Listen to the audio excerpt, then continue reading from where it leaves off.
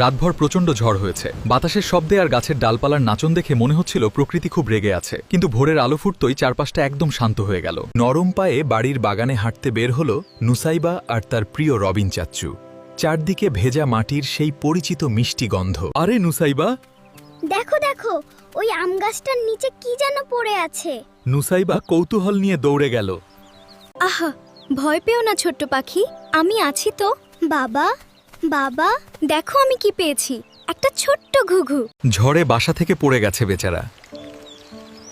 মনে হয় এর বাসাটা কাছেই কোথাও আছে। শুরু হলো খোঁজ। সবাই মিলে গাছের ডালে ডালে খুঁজতে লাগলো। অবশেষে উঁচু আম গাছের মগডালে দেখা গেল খড়কুটো দিয়ে বানানো ছোট্ট একটি বাসা। পাখির বাচ্চা বসিয়ে আম গাছের উঁচু ডলের উপর পাখির বাসায় ধীরে ধীরে সাবধানতার সাথে পৌঁছে দেয়। একটা চমৎকার বুদ্ধি, মাশাআল্লাহ, খুব সুন্দর হয়েছে।